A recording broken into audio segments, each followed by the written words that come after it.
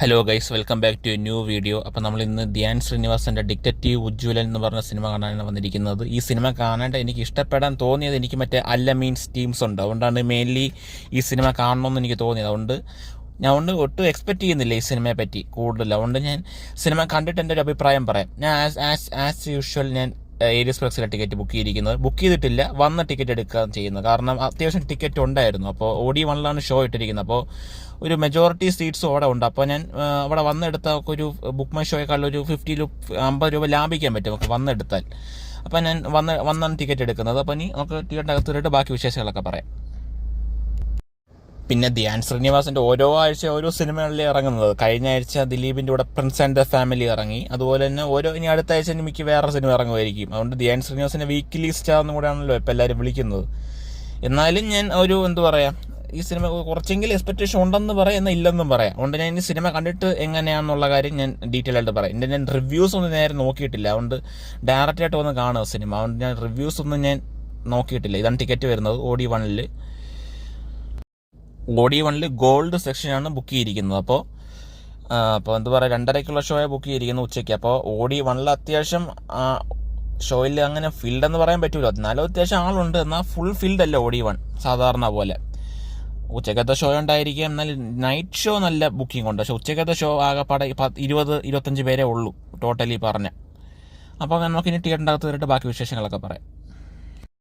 എൻ്റെ മിക്ക വീഡിയോസിൽ ഞാൻ ഏരിയസ് ഫ്ലെക്സിനെ പറ്റി പറയാറുള്ളത്, അതുകൊണ്ട് ഞാൻ ഈ വീഡിയോയിൽ ഡീറ്റെയിൽ ഒന്നും പറയുന്നില്ല. എൻ്റെ മുമ്പത്തെ വീഡിയോസ് എടുത്ത് നോക്കി ഇതിനേക്കാളും ഞാൻ ഡീറ്റെയിൽ ആയിട്ട് ഞാൻ ഏരിയസ് ഫ്ലെക്സിനെ റിവ്യൂ പറഞ്ഞിട്ടുണ്ട്. സിനിമ കണ്ടതിൻ്റെ റിവ്യൂവിനെക്കാട്ടിലും കൂടുതൽ ഞാൻ ഏരിയസിൻ്റെ റിവ്യൂ പറഞ്ഞിട്ടുള്ളത്. എൻ്റെ മുമ്പത്തെ വീഡിയോസൊക്കെ എടുത്ത് നോക്കിയാൽ മനസ്സിലാവും. അപ്പോൾ ഞാൻ ഈ വീഡിയോയിൽ സിനിമയെ പറ്റിയായിരിക്കും കൂടുതൽ പറയുന്നത്. അപ്പോൾ നമുക്കിനി ഇൻ്റർവെല്ലായിട്ട് ബാക്കി കാര്യങ്ങളൊക്കെ പറയാം. അപ്പോൾ ഒരു 2:15 ഷോ. അപ്പോൾ നമ്മളിപ്പോൾ ഒരു 15 മിനിറ്റ് കഴിയുമ്പോൾ ഷോയിൽ തിയേറ്ററിൻ്റെ അകത്ത് കയറ്റുമായിരിക്കും. ഇപ്പോൾ ക്ലീനിങ് നടക്കുവാണ് അകത്ത്. അപ്പോൾ ഒരു 10 മിനിറ്റ് കൂടെ കഴിയുമ്പോൾ നമുക്ക് തിയേറ്ററിൻ്റെ അകത്ത് കയറാം.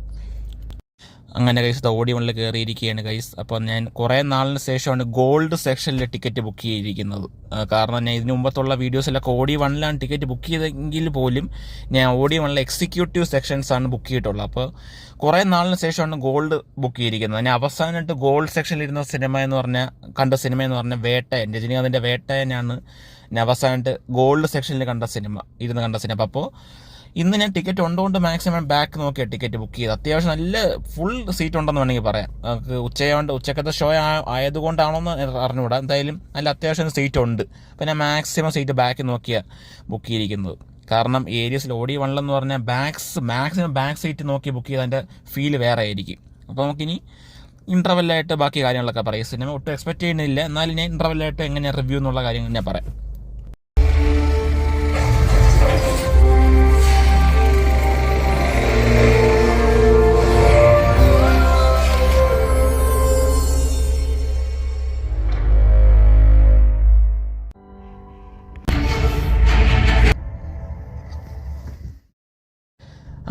ഗൈസ്, അപ്പോൾ ഫസ്റ്റ് ഹാഫ് കഴിഞ്ഞിരിക്കുകയാണ് ഗൈസ്. അപ്പോൾ പടത്തെ പറ്റി പറയാനാണെങ്കിൽ ഒരു പടം തുടങ്ങി ഒരു 30 മിനിറ്റ്സ് എന്ന് പറഞ്ഞ ഒരു 30-40 മണിക്കൂർ എന്ന ഒരു ഭയങ്കര ഒരു ശോകം, അയ്യോ ടിക്കറ്റ് ബുക്ക് ചെയ്ത് പോയല്ലോ എന്ന് നമുക്ക് തോന്നും. പക്ഷേ ആ 30-40 മിനിറ്റ് കഴിയുമ്പോഴാണ് ആ ഒരു സിനിമയുടെ ലെവൽ മനസ്സിലാവുന്നത്. നമുക്ക് ഫസ്റ്റ് ഒരു 3/4 മണിക്കൂറത്തേക്ക് അയ്യോ എന്താണ് കാണിക്കുന്നതെന്നൊക്കെ എനിക്ക് പേഴ്സണലി തോന്നുന്നു. ഒട്ടും അങ്ങോട്ട് വർക്കായില്ല. ആ ഫസ്റ്റ് ഒരു 40 മിനിറ്റ് എന്ന് പറഞ്ഞാൽ ഒട്ടും അങ്ങോട്ട് എനിക്ക് ഇഷ്ടപ്പെട്ടില്ല. പക്ഷെ 40 മിനിറ്റ് കഴിഞ്ഞിട്ടുള്ള ഒരു ഇൻ്റർവെല്ലിന് ഒരു അരമണിക്കൂർ 1 മണിക്കൂറിന് മുമ്പത്തൊക്കെ സീനും ആ ഒരു സ്ക്രീൻ പ്ലേ എന്നൊക്കെ പറഞ്ഞ ഗംഭീരം തന്നെ പറയാം. ഒരു ഇൻവെസ്റ്റിഗേഷൻ ക്രൈം ത്രില്ലർ മൂവി എന്ന് വേണമെങ്കിൽ പറയാം. നമുക്ക് ഇൻ്റർവെൽ പഞ്ചൊക്കെ എന്ന് പറഞ്ഞു നോക്കാൻ അടുത്ത എന്താവും എന്നുള്ള ക്യൂരിയോസിറ്റി തന്നിട്ടാണ് ഇൻ്റർവെൽ പഞ്ച് കൊടുത്തിരിക്കുന്നത്.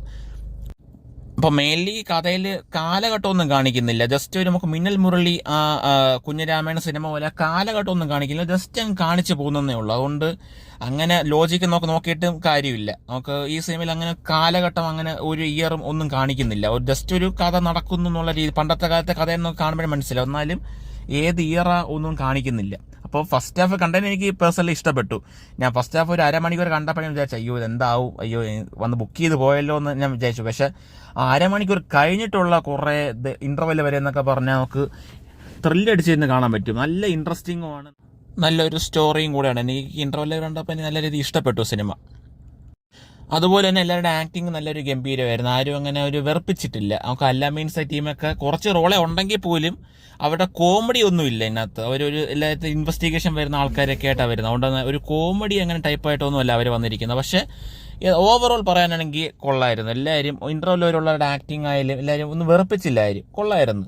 പക്ഷേ ചില മ്യൂസിക് പാട്ട് എനിക്ക് വലിയതായിട്ട് ഇഷ്ടപ്പെട്ടില്ല. ഒരു പാട്ടുണ്ട്, അത് വലിയതായിട്ട് എനിക്ക് ഇഷ്ടപ്പെട്ടില്ല. എന്നാലും മ്യൂസിക്കും BGM ഒക്കെ കൊള്ളാം, പക്ഷെ പാട്ട് ഒരു ആയിട്ട് എനിക്ക് തോന്നിയിട്ടില്ല. ഇതിൻ്റെ സ്റ്റോറിയെ പറ്റി പറയാനാണെങ്കിൽ ഒരു നാട്ടിൽ നടക്കുന്ന ഒരു പ്രശ്നങ്ങൾ ആരാ ചെയ്യുന്നത് എന്നുള്ള രീതിയിൽ ഇൻവെസ്റ്റിഗേഷൻ ചെയ്യുന്നതായിട്ടാണ് ധ്യാൻ വരുന്നത്. അപ്പോൾ ഇതിൻ്റെ അകത്ത് തന്നെ സിജു വിൽസൺ ഉണ്ട്, നമ്മുടെ സിജു വിൽസൺ ആക്ടറുണ്ട്. അപ്പോൾ അയാൾ ഇതുപോലെ തന്നെ എന്താ പറയുക, ഇൻവെസ്റ്റിഗേഷൻ ചെയ്യുന്ന ഒരു പോലീസ് ഓഫീസറായിട്ടാണ് വരുന്നത്. അതുകൊണ്ട് തന്നെ എല്ലാവരുടെ ആക്ടിങ് എല്ലാവരുടെയും കൊള്ളാം. നമുക്ക് ഇൻ്റർവ്യൂ വരെ കാണുമ്പോൾ നമുക്ക് ചിലപ്പോൾ തോന്നും ധ്യാനാണോ വില്ലൻ, അതോ ഇനി സിജു വിൽസനാണോ വില്ലൻ എന്നൊക്കെ തോന്നും. പക്ഷെ അതൊക്കെ ഇനി ഇൻ്റർവ്യൂവിൽ കഴിഞ്ഞാൽ നമുക്ക് അറിയാൻ പറ്റുള്ളൂ. എന്തായാലും ഒരു ഇൻ്റർവ്യൂ പഞ്ചെന്ന് പറഞ്ഞാൽ നമുക്കൊരു ക്യൂരിയോസിറ്റി അടിച്ചാൽ നിർത്തിയിരിക്കുന്നത്. അടുത്ത എന്താവും ഇനി ഇൻ്റർവ്യൂവിന് ശേഷം എന്തായിരിക്കും എന്നുള്ള രീതിയിലായിരിക്കും എനിക്ക് ആ രീതിയിലാണ് നിർത്തിയിരിക്കുന്നത്. സത്യം പറഞ്ഞാൽ ധ്യാൻ്റെ ഒരു കംബാക്ക് എന്ന് വേണമെങ്കിൽ പറയാം. ധ്യാൻ നല്ല രീതിയിൽ അഭിനയിച്ചിട്ടുണ്ട്. ധ്യാൻ നല്ല രീതിയിൽ സ്റ്റോറി നോക്കിയിട്ടാണ് തോന്നുന്നത് അഭിനയിച്ചിട്ടുള്ളത്. അതുകൊണ്ട് നല്ല രീതിയിൽ എടുത്തിട്ടുണ്ട് ഈ സിനിമ. ധ്യാൻ്റെ അഭിനയമായാലും കൊള്ളാം.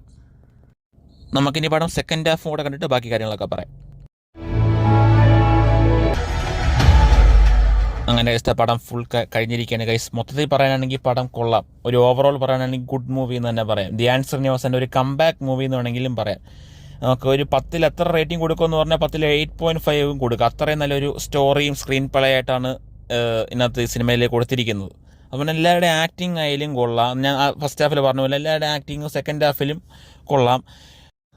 പടം ത്രൂ ഔട്ട് എന്ന് പറഞ്ഞ ഒരു ഇൻവെസ്റ്റിഗേഷൻ ത്രില്ലർ മൂവി എന്ന് വേണമെങ്കിൽ പറയാം. നമ്മൾ ക്ലൈമാക്സ് ഒട്ടും പ്രതീക്ഷിക്കൂല ഇങ്ങനെ ആവുമെന്ന്. പക്ഷേ ക്ലൈമാക്സിൽ ഒരാൾ വരുന്നുണ്ട് കേട്ടോ. അത് ആരാന്നൊന്നും പറയുന്നില്ല, സ്പോയിലർ ആയിരിക്കും, അതുകൊണ്ട് ഞാൻ പറയുന്നില്ല. അതുകൊണ്ട് ക്ലൈമാക്സിൽ ഒരാൾ വരുന്നുണ്ട്. അയാൾ ഒരു 15 മിനിറ്റ് സീനേ ഉള്ളൂ, 15 മിനിറ്റേ ഉള്ളൂ. പക്ഷേ ആളാരെന്ന് പറയാം. പക്ഷേ സംഭവം കൊള്ളായിരുന്നു. എന്ത് പറയാ, കാണിച്ച ത്രെഡ് ആയാലും എന്ത് പറയാ, മൊത്തത്തിൽ പറഞ്ഞ കൊള്ളായിരുന്നു. ഇതിനകത്തൊക്കെ ഒരു മെസ്സേജും കൂടെ തരുന്നുണ്ട്. ഒരു ഇതിനകത്ത് മെയിൻലി പറഞ്ഞ ക്രൈം ചെയ്യുന്ന ഒരാൾക്കെന്ന് പറഞ്ഞാൽ മാനസികമായിട്ട് കൊച്ചിലെ പോലെ ഒരു ടെൻഷനും ഓരോ ആൻസൈറ്റി വീട്ടിലുണ്ടാകുന്ന പ്രശ്നങ്ങളൊക്കെ കൊണ്ടാണ് ഒരാൾ ആ ഒരു ഇൻസിഡൻറ്റിലേക്ക് വരുന്നത്. അപ്പോൾ ആ ഒരു തോട്ടൊക്കെ കൊണ്ടുവന്ന ഒരു രീതിയിലൊക്കെ കാണിച്ച് കൊള്ളായിരുന്നു. മൊത്തത്തിൽ പറയാനാണെങ്കിൽ ഈ പടം കൊള്ളാം. പിന്നെ തുടരുമ്പോൾ ഒരു ക്രൈം ത്രില്ലർ അല്ലെങ്കിൽ പോലും പക്ഷെ ഈ ധ്യാൻ്റെ ഇറങ്ങിയാലും വെച്ച് ഒരു കിടിലൻ മൂവി എന്ന് വേണമെങ്കിൽ പറയാം. മസ്റ്റ് തിയേറ്റർ വാച്ച് എക്സ്പീരിയൻസ് എന്ന് തന്നെ പറയാം. ആ ഒരു തിയേറ്ററിൽ തന്നെ കാണാൻ തന്നെ മാക്സിമം ശ്രമിക്കുക. കാരണം ആ ഒരു എക്സ്പീരിയൻസ് ഒക്കെ തിയേറ്ററിലേക്ക് കിട്ടുള്ളൂ. കാരണം അല്ലെങ്കിൽ ഫോണിൽ കണ്ടാൽ നമുക്കിത് മാക്സിമം സ്കിപ്പ് അടിക്കാൻ തോന്നും കുറേ സീനൊക്കെ കഴിയുമ്പോൾ, ചില സീൻ. അപ്പോൾ അതുകൊണ്ട് മാക്സിമം തിയേറ്ററിൽ തന്നെ വരുന്ന ആൾക്കാർ നിങ്ങൾ കാണുക. എനിക്ക് പേഴ്സണലി സിനിമ നല്ല രീതിയിൽ ഇഷ്ടപ്പെട്ടിട്ടുണ്ടായിരുന്നു. കാരണം ധ്യാൻ ഓവറോൾ കൊള്ളായിരുന്നു. പിന്നെ എന്താ പറയുക, ഒട്ടും എക്സ്പെക്ട് ചെയ്ത ഒന്നൊരു സിനിമയും കൂടെ ആയതുകൊണ്ട് എനിക്ക് നല്ല രീതിയിൽ ഇഷ്ടപ്പെട്ടിട്ടുണ്ടായിരുന്നു ഈ സിനിമ. ഒട്ടും കുറ്റം പറയാനായിട്ടൊന്നുമില്ല. ആകെ കുറ്റം പറയാനുണ്ടെങ്കിൽ പോലും എന്താ പറയുക, ആ ഒരു ഫസ്റ്റ് തുടക്കം ഒരു 30 മിനിറ്റ് ഭയങ്കര ഷോക്കായിരുന്നു. അത് കഴിഞ്ഞിട്ടായിരുന്നു ഈ സിനിമയുടെ വേറെ ലെവലിലേക്ക് പോകുന്നത്. അത് കൊള്ളായിരുന്നു. അല്ലാതെ ആ ഫസ്റ്റ് കാണിച്ച ഒരു 30 മിനിറ്റ് ഒരു ഇതില്ലായിരുന്നു. അപ്പോൾ അത്രേ ഉള്ളൂ ഒരു നെഗറ്റീവ് പറയാനാണെങ്കിൽ. അതുകൊണ്ടാണ് ഞാൻ 10ൽ ഒരു 8.5 കൊടുത്തത്. അതില്ലായിരുന്നെങ്കിൽ ഞാൻ 10ൽ 9, 10 കൊടുക്കുമായിരുന്നു. കാരണം ആ ഒരു കാണിച്ചതെന്ന് പറഞ്ഞാൽ എനിക്ക് ഇഷ്ടപ്പെട്ടില്ല ഫസ്റ്റ് ഒരു 30 മിനിറ്റ്. ബാക്കി അങ്ങോട്ടെന്ന് പറഞ്ഞാൽ ഒരു ബോറടി ഇല്ല, ഒരു ലാഗും ഇല്ല. നമുക്ക് എന്താ പറയുക, ഓരോ ത്രില്ലടിച്ച് തന്നെ കാണാൻ പറ്റും. നമുക്ക് അടുത്ത എന്താവും എന്നുള്ള രീതിയിലായിരിക്കും നമുക്ക് കാണാം. ഒരു ക്യൂരിയോസിറ്റി വരും, അടുത്ത എന്താവും. അത് നമ്മളൊക്കെ വിചാരിക്കും ധ്യാനായിരിക്കും വില്ലൻ. ഞാൻ നേരത്തെ ഇൻ്റർവ്യൂവിൽ പറഞ്ഞ പോലെ ചിലപ്പോൾ നമ്മളായിരിക്കും ധ്യാൻ്റെ വീട്ടിലെ അച്ഛനായിരിക്കും വില്ലൻ. നമുക്ക് ഓരോ ആൾക്കാരെ കാണുമ്പോൾ ചിലപ്പോൾ സിജു വിൽസൺ ആയിരിക്കും വില്ലൻ എന്നൊക്കെ ഓരോ സീനിലും തോന്നും. പക്ഷേ അതൊന്നൊക്കെ മാറ്റി നമ്മൾ ഒട്ടും പ്രതീക്ഷിക്കില്ല അവസാനത്തെ ക്ലൈമാക്സ് കാണുമ്പോൾ. പിന്നെ ഇതിൽ ബാക്കിയുള്ള ആക്ടേഴ്സൊക്കെ പറയാനാണെങ്കിൽ നമുക്ക് കോട്ടയം നസീറുണ്ട്. പിന്നെ നമ്മുടെ കുഞ്ഞിരാമായണത്തിൽ വിനീത് ശ്രീനിവാസൻ്റെ അമ്മയുണ്ട്. അങ്ങനെ കുറേ ആൾക്കാരൊക്കെ ഉണ്ട്. പിന്നെ മെയിനായിട്ട് പറയുകയാണെങ്കിൽ നമ്മുടെ അല്ല മീൻസ് ടീം അവരും കൊള്ളായിരുന്നു. പക്ഷെ അവരുടെ കോമഡി ഒന്നും ഇല്ല ഇതിനകത്ത്. അവരുടെ ഒരു ഇൻവെസ്റ്റിഗേഷൻ മൂഡിലാണ് അവർ വരുന്നത്. അതുകൊണ്ട് അവരുടെ കോമഡിയും പ്രതീക്ഷയൊന്നും വരില്ല. പക്ഷേ അവർ ആ ചെയ്തിരിക്കുന്ന റോള് നല്ല രസമുണ്ടായിരുന്നു. ബോറടിച്ചൊന്നുമില്ല. നമ്മുടെ സാധാരണ ഇൻസ്റ്റാഗ്രാം റീൽസിലൊക്കെ അവരുടെ കോമഡി റീൽസല്ലേ കാണാറുള്ളൂ. അതുകൊണ്ട് അതും പ്രതീക്ഷ വന്ന് നമ്മൾ ഡിസപ്പോയിൻറ്റിങ് ആവുകയുള്ളൂ. പക്ഷെ അവരുടെ ഒരു ആക്ടിങ് സ്കില്ലായിട്ട് വന്ന അവരുടെ ഒരു എന്താ പറയുക, ഇതിനകത്ത് മെയിൻലി വരുന്നവരുടെ ഒരു ഇൻവെസ്റ്റിഗേഷൻ ആയിട്ടാണ് ഇവർ വരുന്നത്. ഇൻവെസ്റ്റിഗേഷൻ ഓഫീസേഴ്സ് ആയിട്ടാണ് ഇവർ മീൻസ് ടീംസ് വരുന്നത്. അതുകൊണ്ട് ആ രീതി വന്നാൽ നല്ല രീതിയിൽ ഇഷ്ടപ്പെടും. അവരുടെ ആക്ടിങ് ആയാലും ഈ സിനിമയിൽ കൊള്ളായിരുന്നു. മൊത്തത്തിൽ പറയാനാണെങ്കിൽ പടം ഒരു എന്താ പറയുക, ഒരു നല്ല മൂവി തന്നെ പറയാം. ഒട്ടും ഡിസപ്പോയിൻറ്റിങ് ആക്കിയില്ല എനിക്ക്. ഞാൻ ആദ്യം കാണാൻ വന്നപ്പോൾ നല്ല ഒരു പ്രതീക്ഷയില്ലായിരുന്നു ഈ സിനിമയെ പറ്റി. ചുമ്മാ കയറി കാണാൻ വിചാരിച്ച് കണ്ടോ, പക്ഷെ കണ്ടു കഴിഞ്ഞപ്പോൾ എനിക്ക് മനസ്സിലായി നല്ല ഒരു സിനിമയാണ്. ഒരു എന്താ പറയുക, കുറ്റം പറയാൻ പറ്റില്ല. നമുക്ക് കുറ്റം പറയണമെങ്കിൽ തന്നെ ഞാൻ പറഞ്ഞ പോലെ എന്താ പറയുക, ആദ്യത്തെ ഒരു 30 മിനിറ്റേ ഉള്ളൂ, ബാക്കിയെല്ലാം അടിപൊളി എന്ന് തന്നെ പറയാം. അപ്പോൾ അത്രേ ഉള്ളൂ ഗൈസ്. പിന്നെ ഈ സിനിമയുടെ അവസാനം ക്ലൈമാക്സ് ഒക്കെ ആയപ്പോൾ കുറച്ച് വയലൻസ് ഒക്കെ കാണിച്ചു, എന്നാലും കുഴപ്പമില്ല.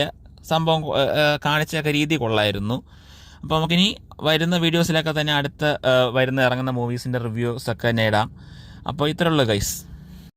അപ്പോൾ എൻ്റെ വീഡിയോ ഇഷ്ടപ്പെട്ടെങ്കിൽ ലൈക്ക് ചെയ്യുക, ഷെയർ ചെയ്യുക, സബ്സ്ക്രൈബ് ചെയ്യുക. തൊട്ടടുത്തുള്ള ബെല്ലൈക്കനോട് പ്രസ് ചെയ്താൽ ഞാൻ അപ്ലോഡ് ചെയ്യുന്ന വീഡിയോസൊക്കെ നോട്ടിഫിക്കേഷൻ ആയിട്ട് കിട്ടുന്നതായിരിക്കും. അപ്പോൾ നമുക്കിനി അടുത്ത വീഡിയോ കാണാം. ബൈ.